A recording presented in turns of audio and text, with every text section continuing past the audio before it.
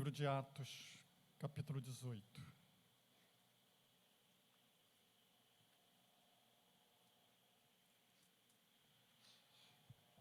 Irmão, não se preocupe, o texto é o mesmo, mas a mensagem não é a mesma, tá? Atos 18, eu quero ler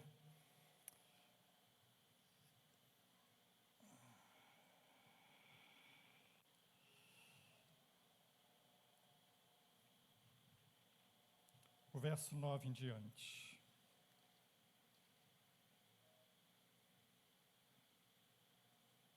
Atos 18, 9 em diante. Encontramos aí? Teve Paulo durante a noite uma visão em que o Senhor lhe disse: não temas, pelo contrário, fala e não te cales. Porquanto eu estou contigo e ninguém ousará fazer-te mal, pois tenho muito povo nesta cidade. E ali permaneceu 1 ano e 6 meses, ensinando entre eles a palavra de Deus. Quando, porém, Gálio era procônsul da Acaia, levantou-se os judeus concordemente contra Paulo e o levaram ao tribunal, dizendo: este persuade os homens a adorar a Deus por modo contrário à lei. Ia Paulo falar quando Gálio declarou aos judeus: se fosse com efeito alguma injustiça ou um crime de maior gravidade, ó judeus, de razão seria atender-vos. Mas, se é questão de palavra, de homens e de nomes e de vossa lei, tratai disso vós mesmos, eu não quero ser juiz destas coisas. E os expulsou do tribunal. Então todos agarraram a Sóstenes, o principal da sinagoga, e o espancavam diante do tribunal. Gálio, todavia, não se incomodava com estas coisas. Mas Paulo, havendo permanecido ali ainda muitos dias, por fim despedindo-se dos irmãos, navegou para a Síria, levando em sua companhia Priscila e Áquila. Depois de ter raspado a cabeça em Cencreia, porque tomara voto. Amém. Só até aqui. Somente esse texto. Vamos orar mais uma vez? Peço ao Senhor que Deus esteja ministrando a você pela sua palavra.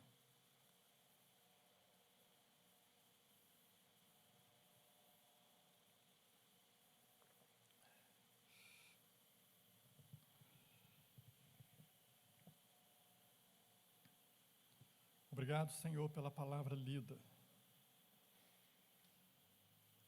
Então, Senhor, agora o que nós precisamos e o que nós te pedimos é que o Senhor nos abra os ouvidos para escutar a palavra do Senhor, a voz do Senhor. Quem sabe para ouvir, como Paulo ouviu naquela visão de noite, a palavra do Senhor falando com ele. Fala ao nosso coração nesta noite. Fala ao meu coração. Fala ao coração da tua igreja. Ministra-nos, Senhor, por amor do teu nome. Edifica a nossa vida, a tua igreja aqui reunida. Certamente nenhum de nós chegamos aqui para ouvir homens, mas para ouvir o Senhor. Eu preciso ouvir o Senhor. Nós precisamos da tua palavra. Então, que ela nos seja enviada. Muito mais do que lida, ela nos seja enviada ao nosso coração. E que ela produza em nós aquilo que o Senhor deseja que ela assim o faça. Para a tua glória. Amém. Amém? Ótimo. Se você orou e deseja isso, Deus vai falar com você. Se o coração estiver desejoso de ouvir, Deus vai falar com você. Deus não fala com quem não está desejoso de ouvi-lo. Deus não fala quando nossos ouvidos não estão atentos. Deus fala quando os nossos ouvidos estão atentos, nossa atenção está centralizada nele e o coração deseja de fato ouvi-lo. E eu creio que Deus tem algo para falar a nós, a sua igreja. E creio que se o seu coração estiver sedento de ouvir Deus, Deus vai falar com você, irmão. Você deseja isso? Em nome de Jesus. Paulo chegou a uma cidade muito difícil para o propósito para o qual ele foi ali, pregar o Evangelho. Nós falamos um pouquinho isso semana passada. Corinto era a pior das piores. Era um momento ali para Paulo desafiador. Era algo que estava na perspectiva humana muito além do que ele poderia crer que Deus pudesse fazer alguma coisa ali. Você já viveu, já enfrentou, já se deparou diante de situações que para você é um desafio, é uma montanha intransponível. Já teve momentos assim, momentos em que você diz assim, eu não vou conseguir. Como é que eu vou enfrentar isso? Situações desafiadoras. É isso que Paulo está aqui enfrentando e vai estar enfrentando em Corinto. E é por isso que Paulo, possivelmente, com toda certeza, né, porque essa é a resposta que Deus dá para ele, nos faz inferir isso, que Paulo começou a ter medo. E em situações adversas, em situações difíceis, diante de lutas, diante de problemas, diante de situações em que a gente diz, o que eu vou fazer? A gente tem reações muito próximas a essas que Paulo teve, de ter medo, de ter vontade de desistir, de ter vontade de fugir, de sair daquele contexto, se sentindo, quem sabe, sozinho, ilhado, olhando à volta e não vendo quem socorra, quem ajude, tendo pessoas, multidões à nossa volta, mas você não encontrando uma mão em quem segurar, alguém para ajudar.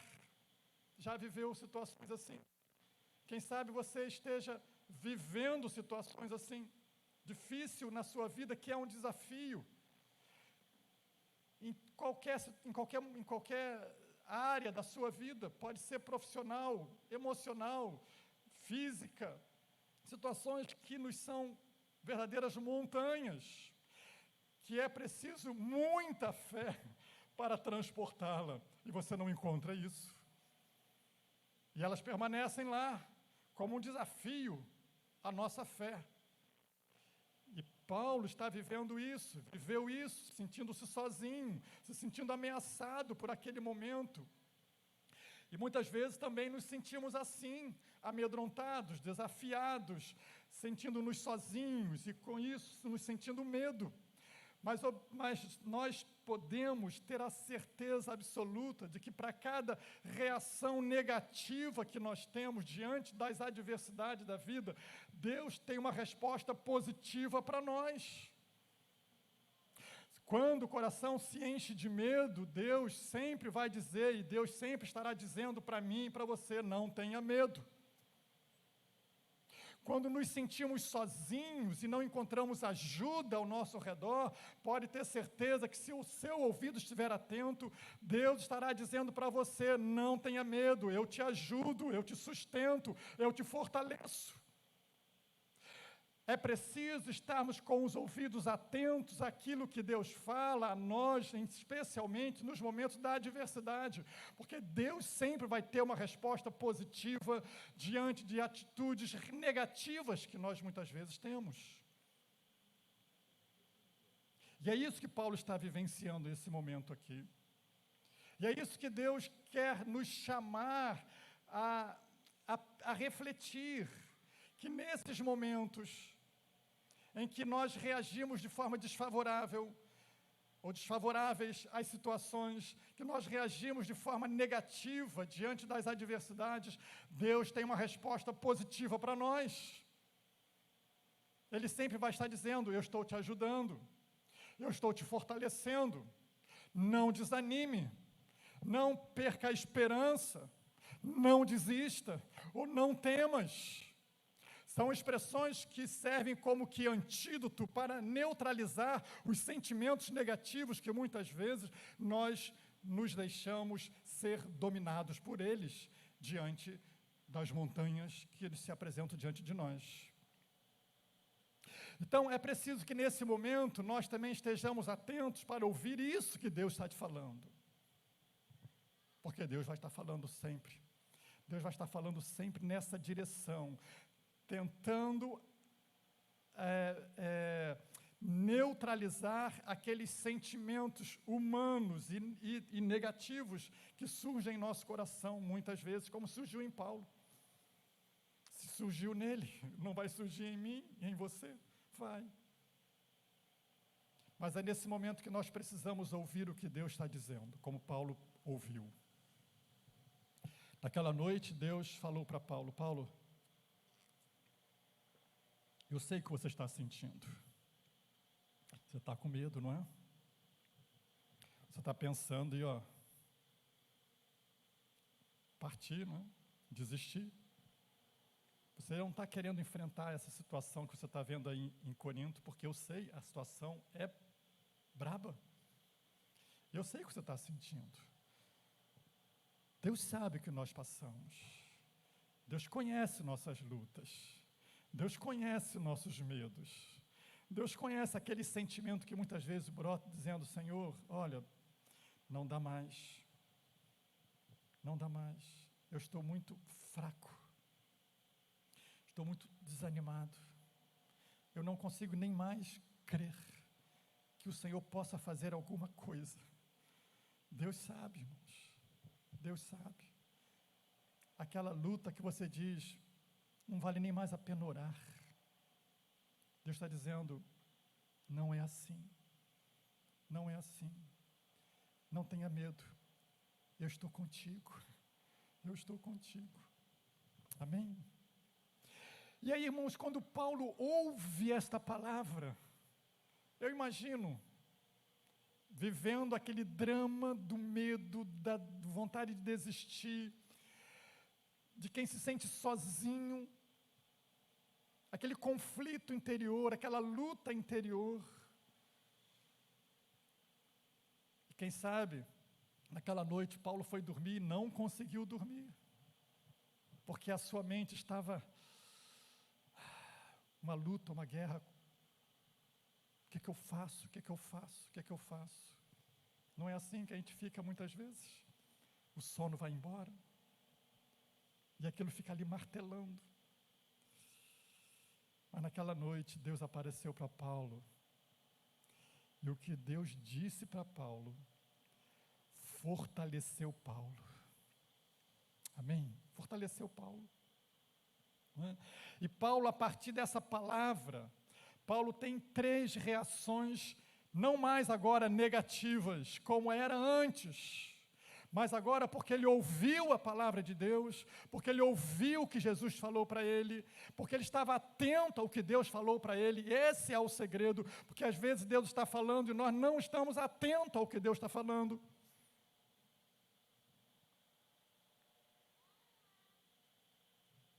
Não é assim que muitas vezes nós ficamos?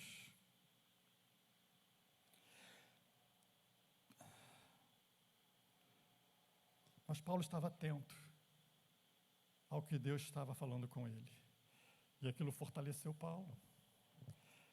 E agora Paulo tem uma reação diferente, porque quando Deus fala, algo muda lá dentro. E reagimos de forma diferente.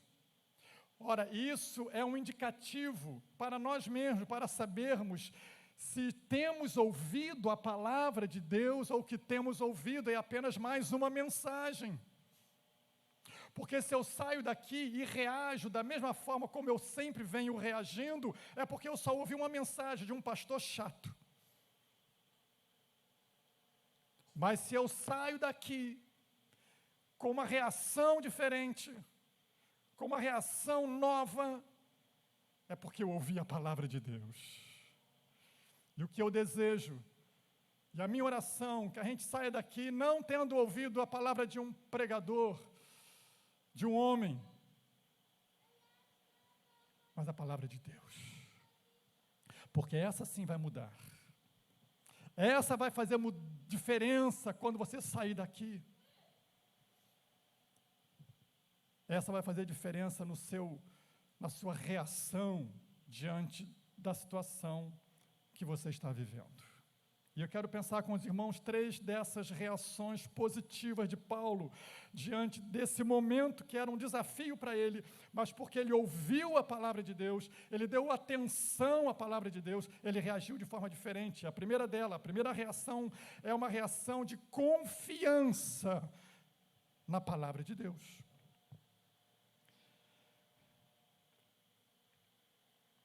Porque há uma diferença enorme em eu ouvir e eu confiar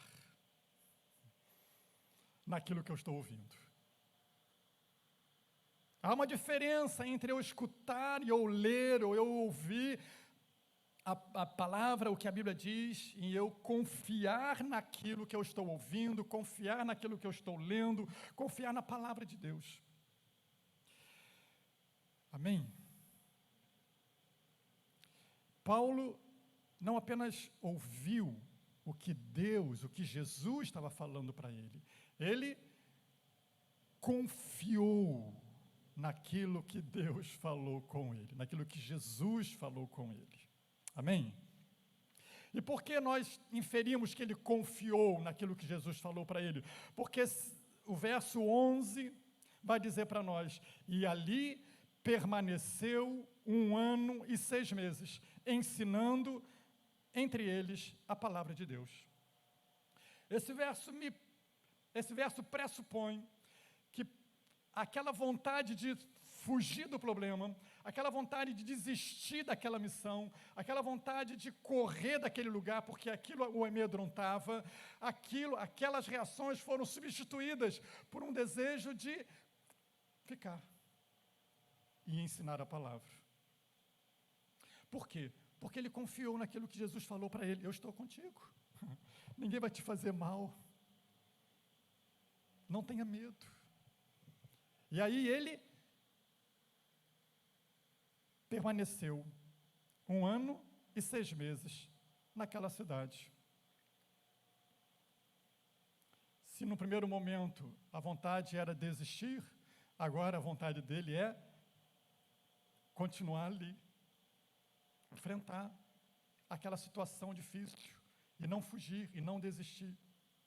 Quando confiamos naquilo que Deus fala, quando confiamos na palavra dele, irmão, nada nos faz desistir.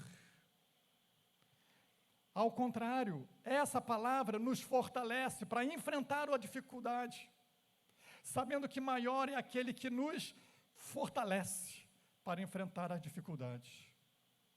Quando ouvimos a palavra de Deus e quando confiamos nela, nós enfrentamos as lutas com cabeça erguida, confiante naquele que é fiel para cumprir o que ele promete. Paulo confiou na palavra de Deus, Paulo confiou naquilo que ele ouviu, e agora a sua reação é uma reação diferente, positiva. Irmãos, muitas vezes o medo é o resultado de uma fé fragilizada. Eu diria, frequentemente, se não todas as vezes. O medo brota, a vontade de desistir acontece por conta de uma fé fragilizada.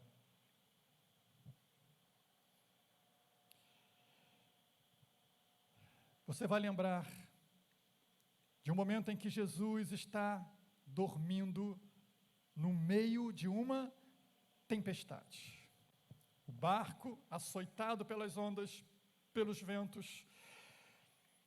Jesus estava dormindo, tranquilo, não é? Sono profundo. E os discípulos, o que estavam fazendo? Cheios de medo. Cheio de medo. Mateus 8, 26 e 27. Cheio de medo. As ondas estavam mais altas do que a fé deles. Os ventos estavam mais fortes do que a fé deles. E tiveram medo. Sacodem Jesus. Senhor, nós estamos perecendo, não te importas, nós estamos afundando nesse mar, a situação está muito desesperadora e nós não vamos conseguir vencer essa luta. Jesus acorda, Jesus repreende o mar, repreende o vento, o mar se acalma. O que Jesus fala para eles? O que Jesus fala para eles? Está aqui? O 27.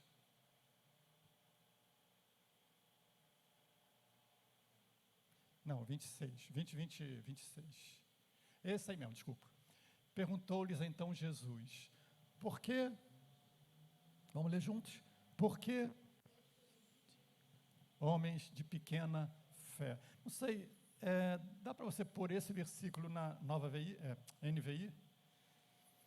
Jesus vai dizer, nessa versão NVI, Jesus vai dizer, está melhor traduzido ali, Jesus vai dizer, por que vocês têm uma fé, por que vocês estão com tanto medo? Homens de pequena fé. Jesus associa medo a uma fé pequena.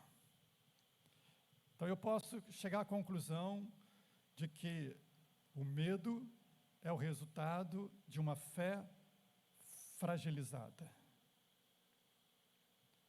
Quando eu estou com medo, a minha fé está fragilizada. Amém? Então, o problema não é o problema. O problema não é o mar agitado. O problema é a minha fé fragilizada. O problema não está do lado de fora. O problema está dentro de uma fé fragilizada. Jesus diz, por que vocês estão com tanto medo? O medo era maior do que a fé.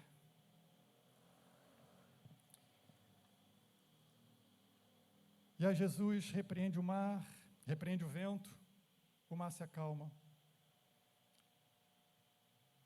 E diz, homens de pequena fé. Você já pensou nisso? Você já se deu conta que muitas vezes o problema não é tanto o problema que você está enfrentando,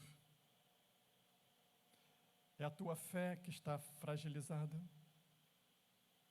Não é o problema que é grande demais, é a nossa fé que muitas vezes é pequena demais. Eu não sei, mas me parece que Jesus está dizendo nas entrelinhas, Jesus está dizendo para aqueles homens, por que vocês não repreenderam o vento? Porque se a fé de vocês tivesse um pouquinho maior, ou que fosse um pouco maior do que esse vento, vocês diriam ao vento, Aquieta-te. Eu estou aqui conjecturando, mas me parece que Jesus, nas entrelinhas, está dizendo isso. A fé de vocês está pequena. Por que vocês não reagiram de forma positiva? Por que reagiram de forma negativa, com medo? Por que não reagiram de forma positiva, com fé?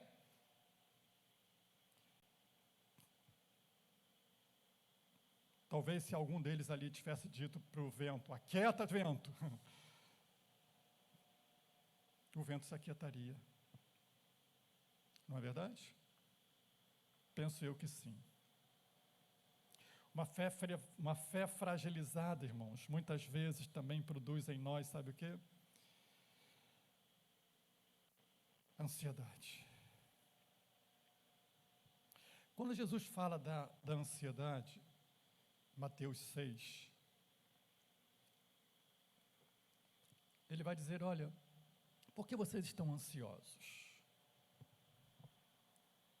E normalmente ficamos ansiosos quando estamos diante também de situações que estão para além da nossa capacidade de resolução, não é? Por que ficamos ansiosos?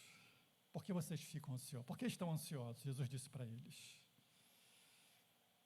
E aí Jesus faz duas comparações, né? Faz duas observações da natureza. Primeiro, ele fala dos pássaros. Ele disse, observem os pássaros.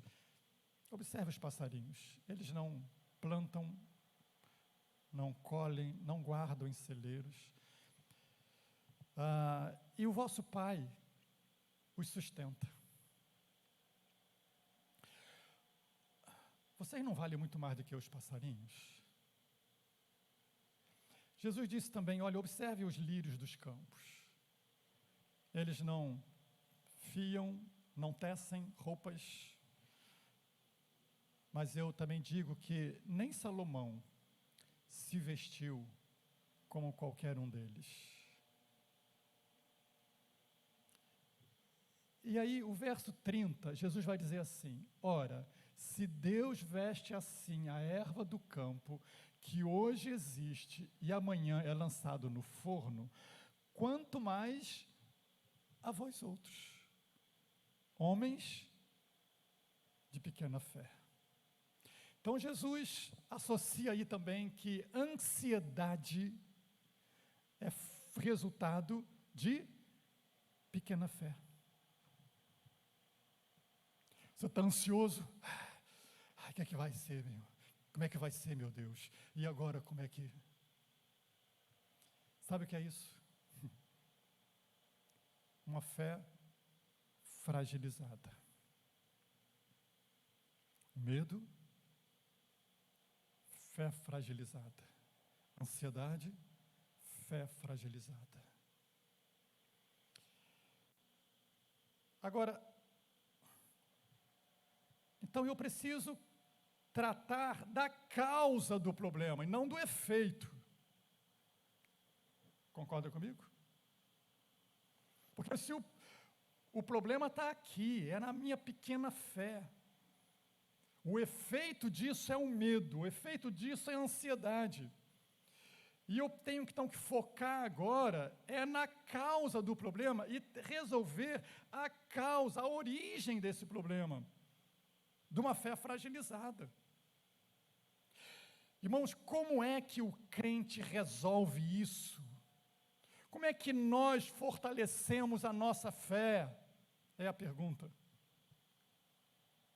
Como é que o crente tem a sua fé fortalecida? Como é que Paulo fortaleceu a sua fé? Primeiro, ouvindo a palavra de Jesus. Quando Paulo escuta aquela palavra e confia naquela palavra, ele se sente fortalecido em sua fé. Você quer ser fortalecido em sua fé? Ninguém quer. Quer? Amém. Atenção aqui. Confia na palavra. Agora, preste atenção nisso. Como é que você vai confiar na palavra se você não conhece a palavra? Essa é a questão. E eu vejo que esse é o problema de muitos crentes fragilizados em sua fé. Não conhecem a palavra de Deus. Irmãos, preste atenção nisso, preste muito atenção nisso. Isso não é pouca coisa, não. É muito importante, irmãos. Porque muita gente fragilizada em sua fé, porque muita gente se arrastando em sua fé, porque não conhece a palavra de Deus. Ah, mas conhece a Bíblia, sabe que ela é a palavra de Deus, tal, confia em Deus. Como eu posso dizer que confio em Deus se eu não conheço a sua palavra? Dá? Não dá, irmão. Não tem como eu dizer eu confio em Deus se eu não conheço essa palavra.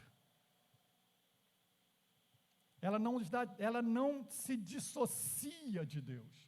A palavra de Deus não dissocia de Deus, não se separa de Deus.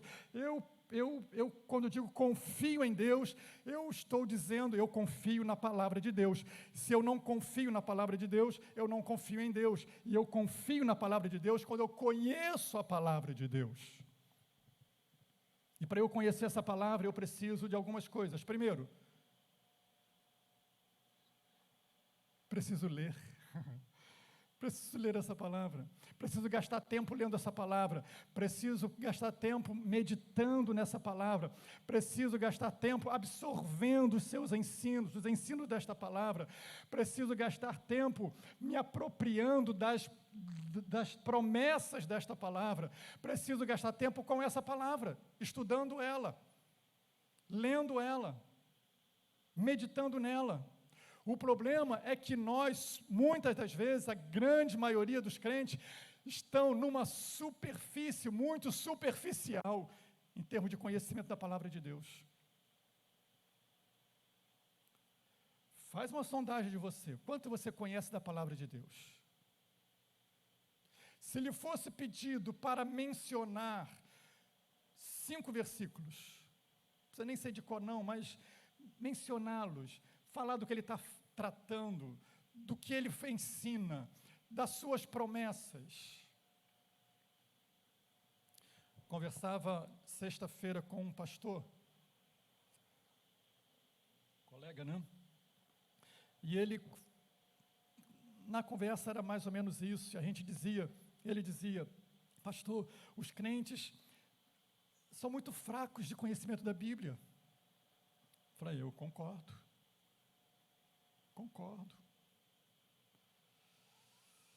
O assunto ali era evangelismo, né? E ele dizia, poucos crentes sabem falar o plano da salvação. E eu disse, eu também concordo. Se nós tivermos que falar do plano da salvação, será que nós falaríamos, irmãos, para uma pessoa incrédula?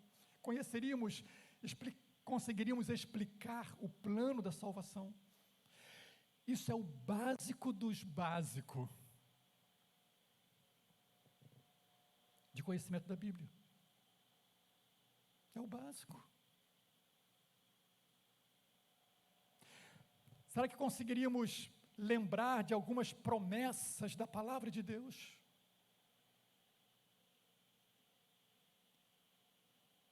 Será que os seus ensinos estão enraizados na nossa vida, de modo que, diante de situações, eu posso dizer, não, a Bíblia me diz que eu não posso fazer isso. Não, a palavra de Deus me diz que esse caminho não é o melhor.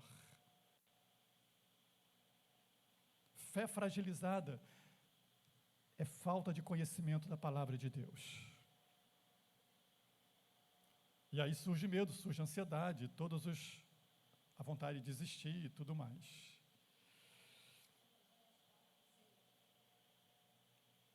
Conheçamos e prossigamos em conhecer o Senhor. Palavra de Deus, palavra de Deus. Irmão, quanto tempo a gente gasta com a nossa Bíblia durante a semana? Eu preciso dizer isso, irmão. Porque o que eu desconfio é que você fecha essa Bíblia domingo à noite e, quiçá, volta ao abri-la no outro domingo. Quanto tempo a gente gasta meditando na palavra? Um versículo por dia, que seja, um parágrafo, 2, 3 vezes na semana. Agora eu pergunto, quanto tempo você gastou com a sua televisão? Quanto tempo você gastou com o seu futebol, com a sua novela, com o seu programa favorito? E quanto tempo você gastou com a sua Bíblia, a palavra de Deus? E depois você vem me dizer que está com medo, que vai desistir, que está ansioso. Jesus já deu o diagnóstico, a sua fé está fraca. Você precisa fortalecer essa fé com essa palavra. Precisa ler mais. Jesus disse em João 5,39, examinai as Escrituras, porque cuidais ter nelas vida eterna, e são elas que testificam de mim, são elas que me ensinam o meu respeito, são elas que falam os meus pensamentos, são elas que dão os meus ensinos, são elas que fortalecem a tua fé. Examinai as Escrituras. E quando Jesus usa essa expressão, examinais as Escrituras, ele está usando uma palavra que poderia ser substituída por uma expressão, uma expressão que poderia ser dito, coloque a lupa.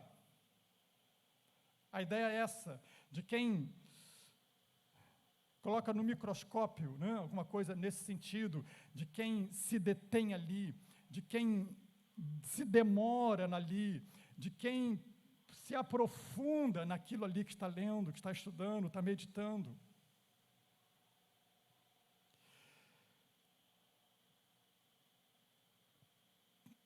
Precisamos, irmãos, fortalecer a nossa fé nesta palavra, conhecendo ela. Eu não sei quanto tempo mais nós teremos ela.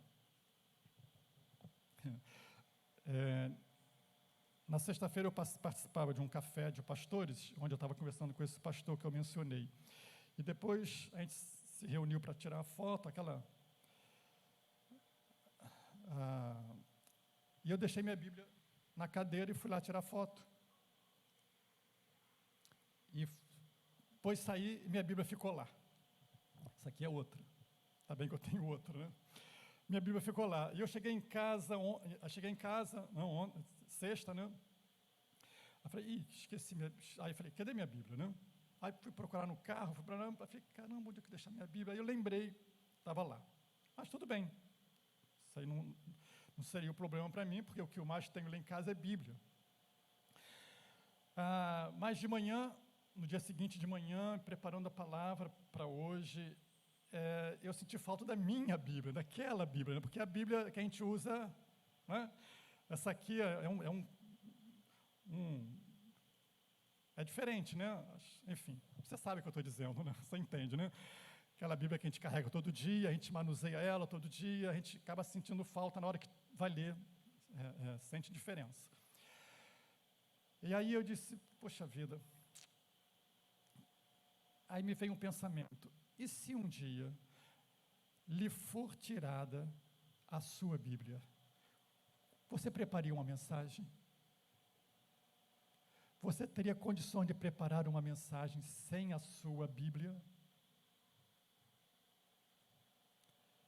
E aquilo me fez pensar um pouquinho. O que eu tenho aqui dentro de Bíblia? O que eu tenho aqui dentro de Bíblia? Será que eu pregaria sem ela? O que você tem aqui dentro de Bíblia? Essa é a pergunta, né? O que você tem aqui dentro de Bíblia? Se um dia ela lhe for tirada. Não é verdade?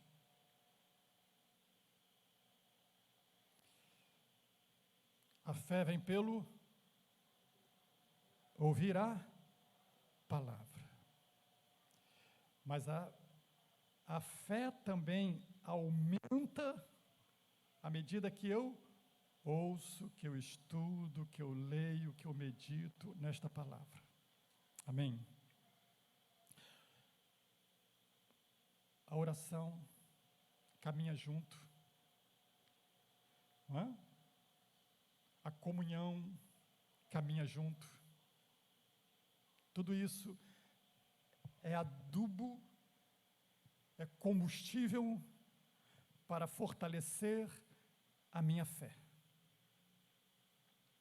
para que eu possa reagir de forma positiva diante da dificuldade. Porque tudo isso, irmão, o final de tudo isso é conhecer a Deus. Porque Deus se revela na palavra, Deus se revela na oração, Deus se revela na comunhão da igreja. Deus está entre nós, esse ajuntamento é importante para o fortalecimento da nossa fé. Infelizmente, muitos crentes trocam esse momento por qualquer coisa. Por qualquer coisa. A gente substitui esse momento, a gente deixa de valorizar esse momento. Por qualquer coisa a gente deixa de orar, por qualquer coisa a gente deixa de ler a Bíblia. Mas o resultado da palavra, o resultado da oração e da comunhão é o conhecimento de Deus.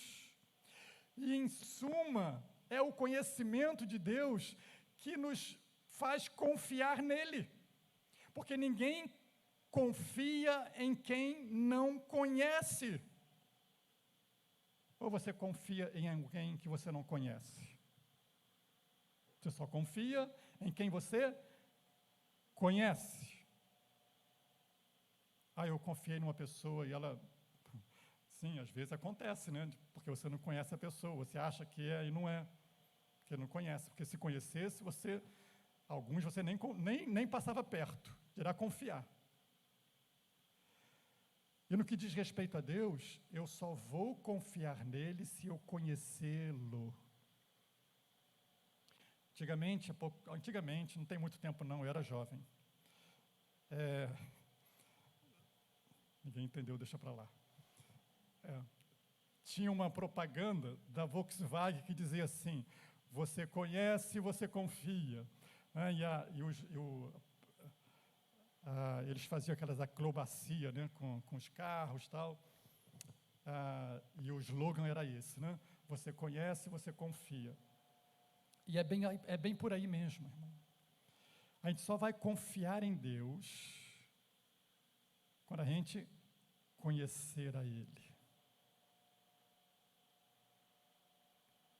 E essa é a fonte do conhecimento de Deus. Sua comunhão com Ele, seu tempo de a sós com Ele, com a sua palavra, na oração e na comunhão.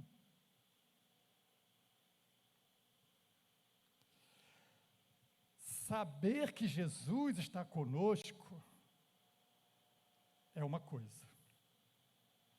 Conhecer o Jesus que está conosco é outra. Amém? Mateus capítulo 8, verso 27. Depois que os discípulos se acalmam, né? Depois que Jesus acalmou o mar e acalmou o coração deles também, o que eles dizem para Jesus? Mateus 8, 27. Uau! Quem é este? Quem é este? Eles não sabiam que era Jesus? Eles não sabiam, Jesus não estava ali com eles? Mas eles não conheciam Jesus. Observa nisso. Jesus está com você. Isso não é suficiente. Você precisa conhecê-lo. Porque muitas vezes nós sabemos que Jesus está com a gente, mas o medo entra do mesmo jeito. Por que que entra? Porque eu não conheço. Eu já ouvi falar. Eu até participo de culto. Mas será que eu conheço? Ou, quem sabe, como está o nível deste conhecimento? A intensidade desse conhecimento? Será que é aquele relacionamento do oi? Tudo bem? Semana que vem a gente dá um outro oi? Não é assim? Porque durante toda a semana eu estou ocupado com tantas outras coisas que não tenho condições nem tempo de parar e buscar conhecer o meu Deus na sua palavra.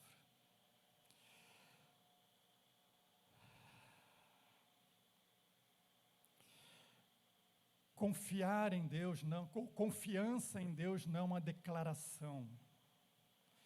Confiar em Deus é uma reação. Eu posso declarar, eu confio em Deus, mas na hora do vamos ver, eu estou lá encolhido, amedrontado. Eu mostro que confio em Deus quando, diante da adversidade, eu reajo confiantemente. Amém?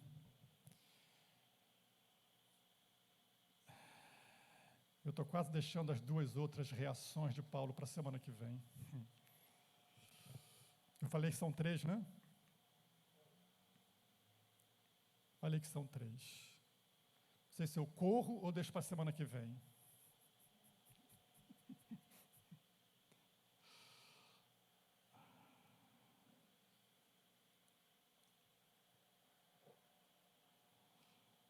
Deixa para a semana que vem, pastor. Senão a gente vai terminar muito tarde.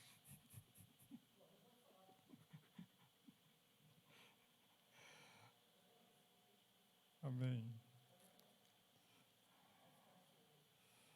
Amém. Vocês me dão 15 minutos?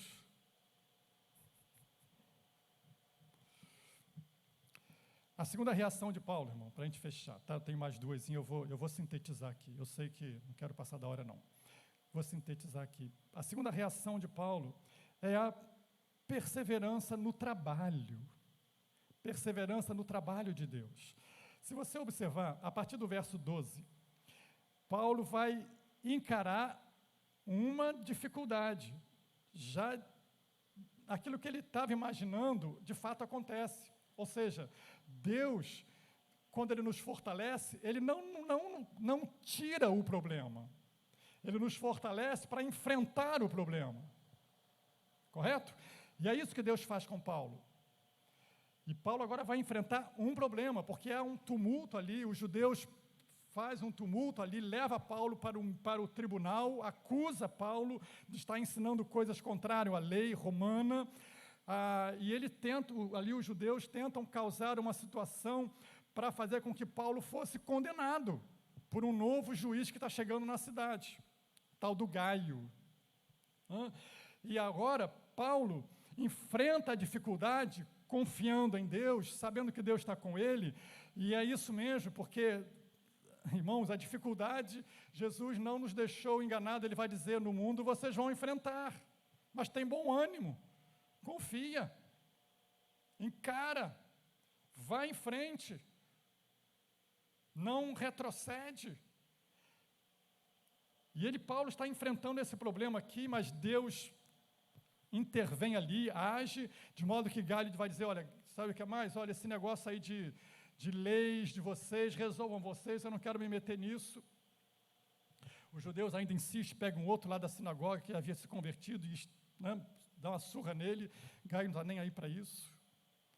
O fato é que, quando você chega lá no verso 18, o texto vai dizer que Paulo ainda permaneceu ali muitos dias, verso 18.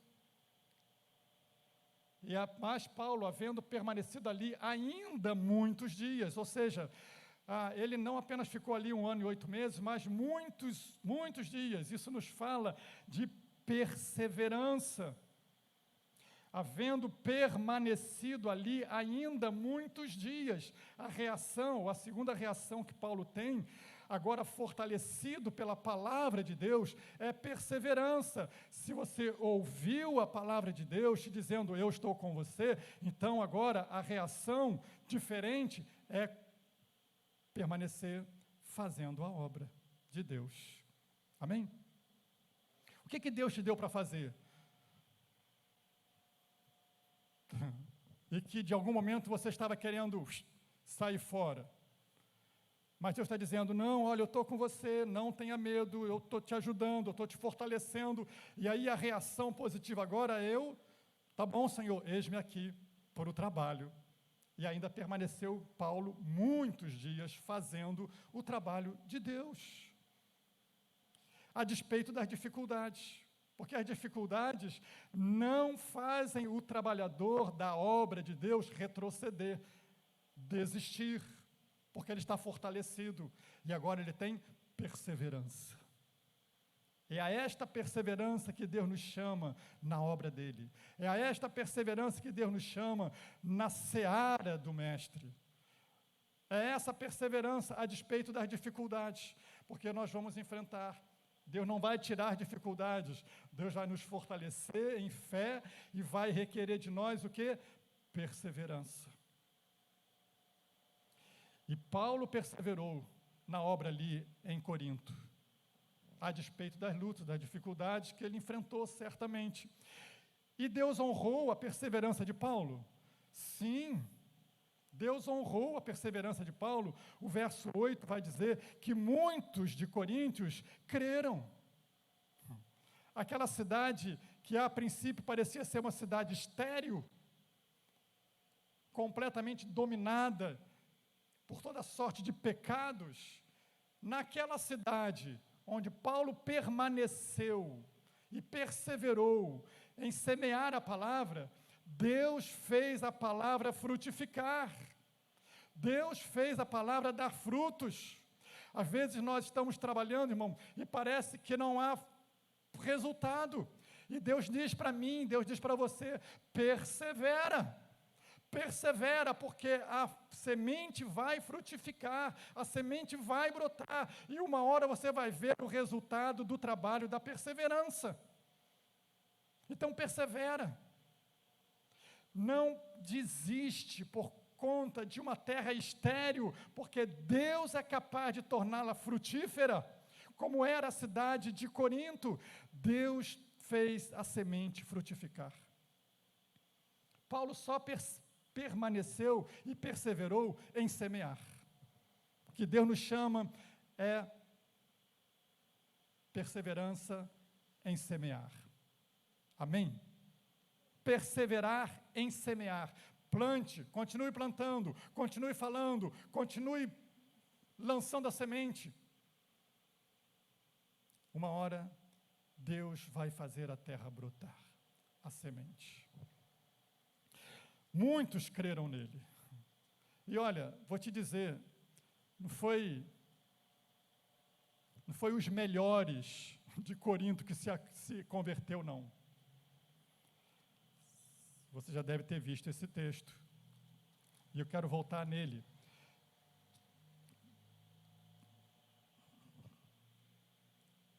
Primeiro Coríntios 6, verso 9. Ali, quando Paulo escreve a carta àquela igreja que ficou lá, já estabelecida na cidade de Corinto. Verso 9, ele vai dizer, falando para os coríntios agora, né, convertidos. Não sabeis que os injustos não herdarão o reino de Deus? Não vos enganeis, nem impuros, nem idólatras, nem adúlteros, nem efeminados, nem sodomitas, nem ladrões, nem avarentos, nem bêbados, nem maldizentes, nem roubadores herdarão o reino de Deus. Ora, Paulo faz uma lista de gente, diríamos assim, a escória, né, da sociedade, não é verdade? Os piores. Não é isso? Mas observe o que ele fala no verso seguinte. Eu li o 9, né? e o 10. Eu vou ler o 11 agora. E observa o verso 11, ele vai dizer: tais fostes alguns de vós. Quem foram os convertidos pela semeadura da palavra? Quem foram os convertidos? Os injustos, os impuros, os idólatras, os adúlteros, os efeminados, os sodomitas, os ladrões, os avarentos, os beberrões, os maldizentes, os roubadores. Foram as pessoas que se converteram.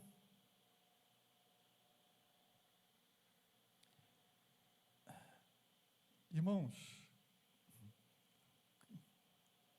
a palavra de Deus diz, né? Agindo Deus, quem vai impedir?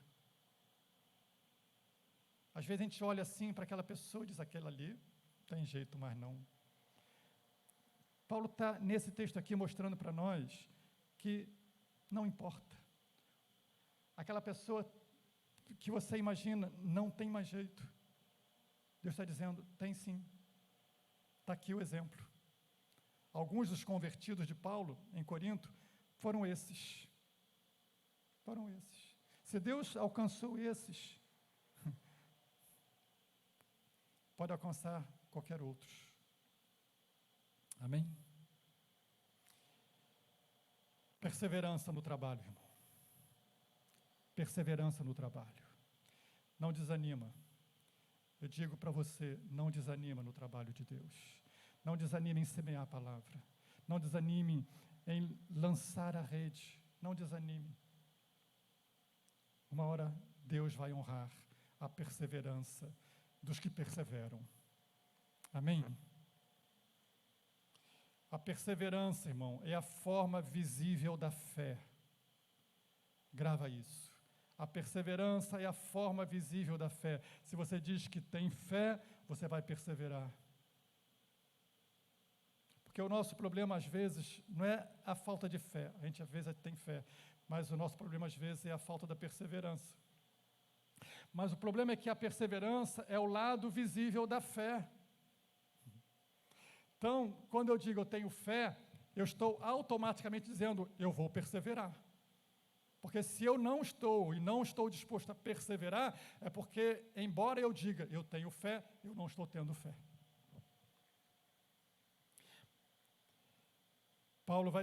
Hebreus vai dizer que a fé é a certeza de coisas que se esperam. Fé é a certeza de coisas que se esperam. E quem espera, espera porque está perseverando. Portanto, eu poderia ler esse versículo de Hebreus 11:1, dizendo que a fé é a certeza daqueles que perseveram. Amém? Em terceiro lugar, para a gente caminhar aqui para o final, a terceira reação de Paulo, a primeira foi a confiança em Deus. Amém?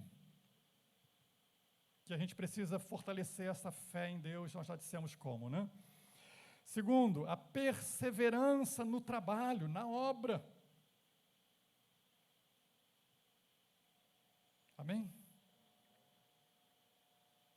Porque geralmente nesses momentos difíceis a gente diz assim: sabe o que mais? Deixa eu ficar no meu cantinho. Não é? Deixa eu ficar no meu cantinho, deixa eu quieto aqui. Não, Deus está dizendo: não.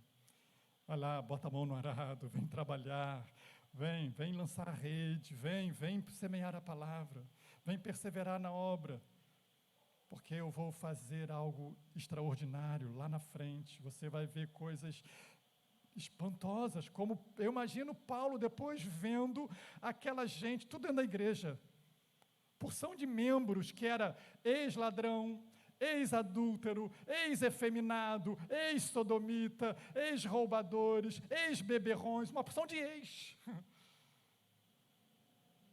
mas agora gente transformada, redimida, perdoada, lavada e regenerada pelo poder do Espírito Santo de Deus. Novas criaturas. Isso é fé, isso é perseverança.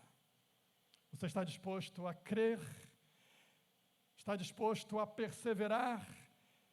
Então nós vamos ver o que Deus pode fazer nesse lugar. Amém? Ah, esse amém podia ser melhor. Amém? Amém. Em terceiro lugar, para a gente fechar aqui, Paulo, voltando lá para Atos 18, ainda no verso 18, Paulo vai dizer assim, o texto vai dizer: mas Paulo, havendo permanecido ali ainda muitos dias, por fim, despedindo-se dos irmãos, navegou para a Síria, levando em sua companhia Priscila e Áquila, depois de ter raspado a cabeça em Cencreia, porque tomara voto.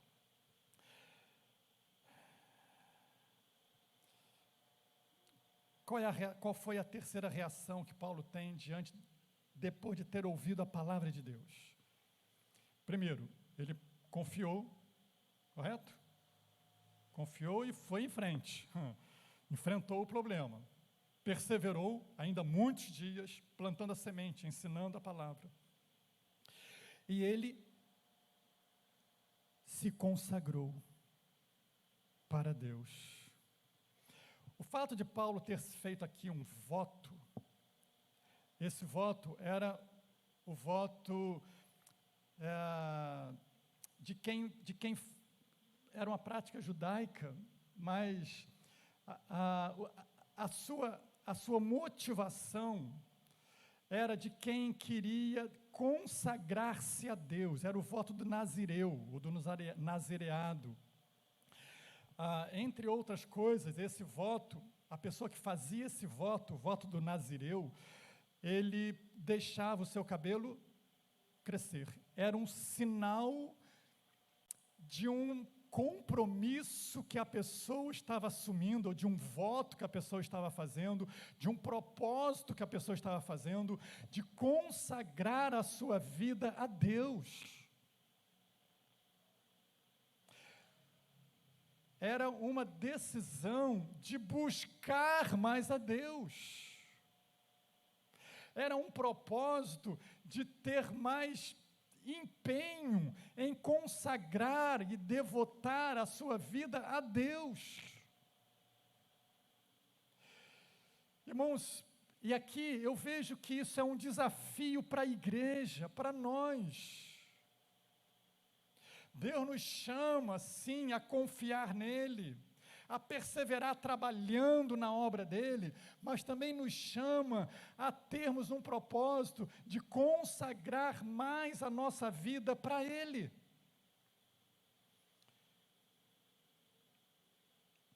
Eu não estou dizendo que nós vamos fazer voto de nazireu, deixar o cabelo crescer,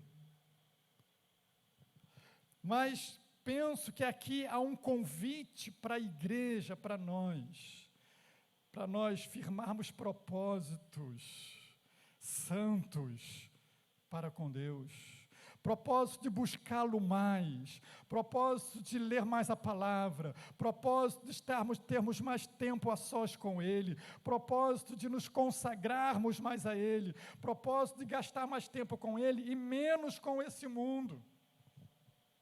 Propósitos santos, como Paulo, naquele momento, colocou dentro do seu coração um propósito, dentro do seu contexto, da sua cultura, do seu momento ali, era o voto do nazireu, e ele o fez. De quem diz: eu vou consagrar mais a minha vida a Deus, porque o que está diante de mim para fazer tem que ser como a vida no altar de Deus, tem que ser como a vida em consagração a Deus. Eu não posso achar que vou perseverar na obra de Deus se eu não propuser dentro de mim uma entrega, uma consagração. Eu não posso ser um visitante da obra de Deus. Alguém vai lá e, daqui a pouco, mas me entregar de corpo e alma, oferecendo a minha vida para Deus, uma consagração para Deus. E eu creio, irmãos, que Deus nos faz esse convite hoje. Não a fazer um voto de Nazireu, mas assumir um compromisso de consagração a Ele. Um compromisso de consagração a Ele.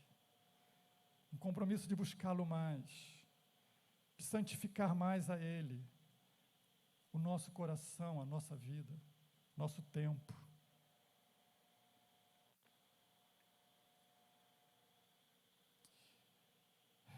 Há muito tempo, não tem muito tempo não, foi recentemente, eu era jovem ainda.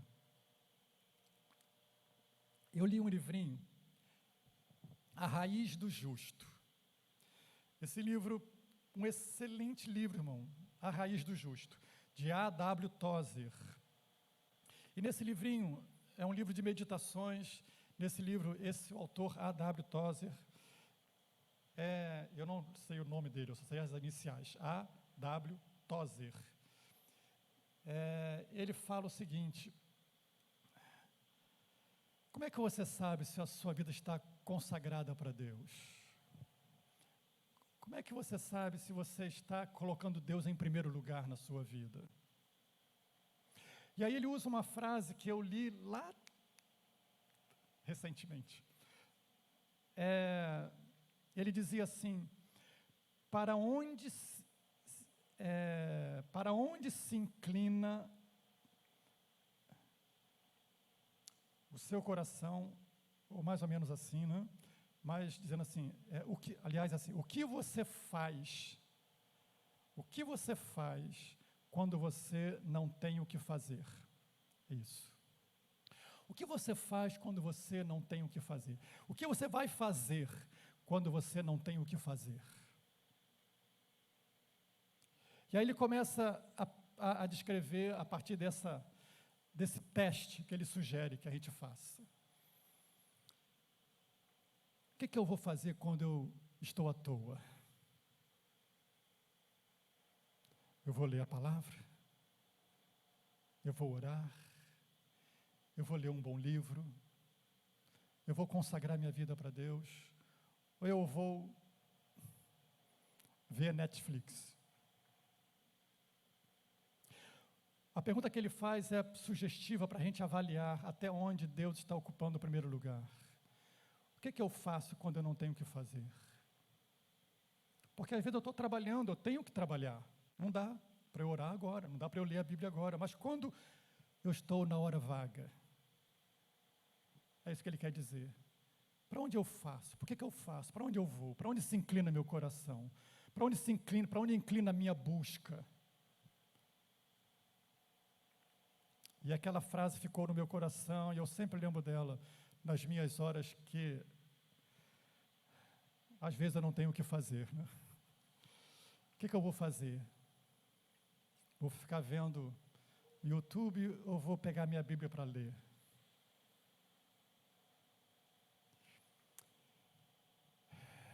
Sabe, o convite de Deus para nós é: consagre a sua vida para Deus. Consagre o seu tempo para Deus. Consagre as suas horas vagas para Deus. Consagre a sua vida para Deus. Faça um voto de ter seu tempo a sós com Deus, que seja 10 minutos por dia. Mas faz um voto, faz um propósito. Amém? Você quer fazer isso agora? Você entende que Deus está falando com você? Você entende que quem falou aqui foi o pastor? Ou foi Deus?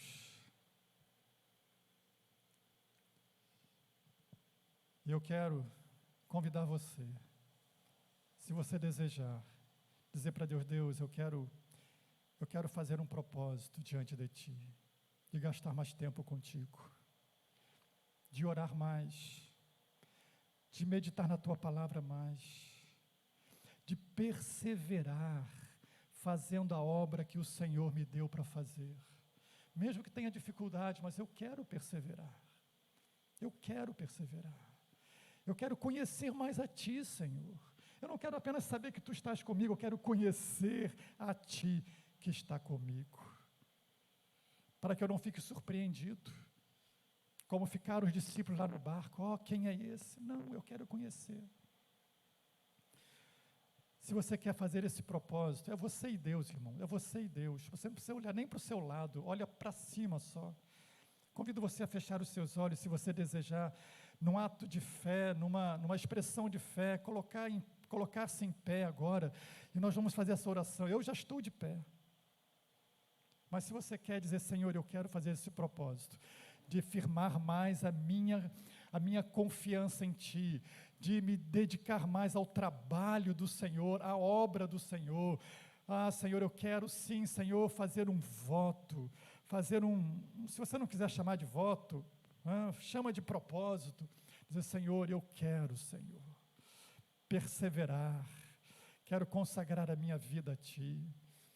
Quero sim, Senhor, quero sim. Quero reagir assim, diante da luta, da dificuldade, do desafio. Ele não vai me fazer parar, não vai me fazer voltar. Ao contrário, Tua palavra me levará para mais perto de Ti, para Te conhecer mais, para perseverar mais, para confiar mais. Então, Senhor, eu me coloco diante de Ti, com a Tua igreja agora de pé, Senhor. Com a Tua igreja de pé, diante da Tua palavra,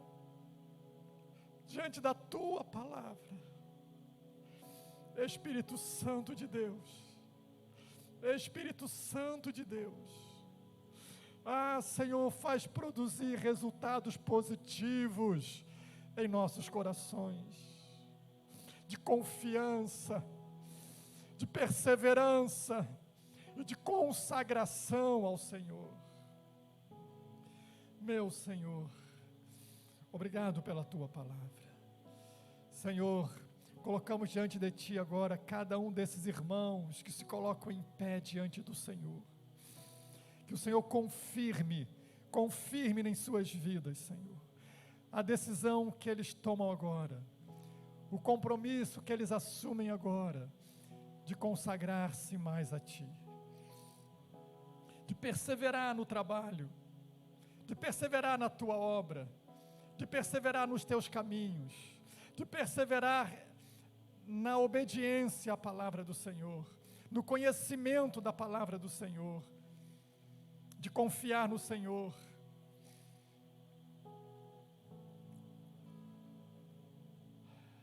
Meu Senhor, obrigado por esse momento. Consagramos a Ti esse momento, Senhor. É Teu esse momento.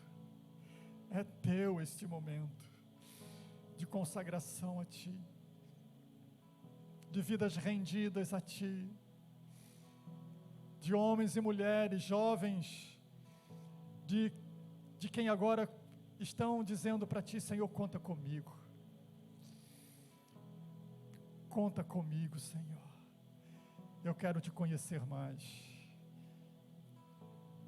Fortalece a minha fé. Ajuda-me a fortalecer a fé, pela Tua palavra, pela oração, pela comunhão. Em nome de Jesus. Obrigado, Senhor, por esse tempo que o Senhor nos dá. Prepara-nos para sentarmos à mesa do Senhor. Prepara-nos, Senhor, para tomar a comunhão do pão e a comunhão do cálice, a comunhão com o corpo e a comunhão com o sangue de Jesus. E que esse tempo, esse momento, essa mesa, esses elementos, Senhor, este ato, fortaleça a nossa fé. e nos dê a perseverança que precisamos e o conhecimento ainda mais de Ti, em nome de Jesus. Amém. Amém. Louvado seja Deus. Você pode, querendo permanecer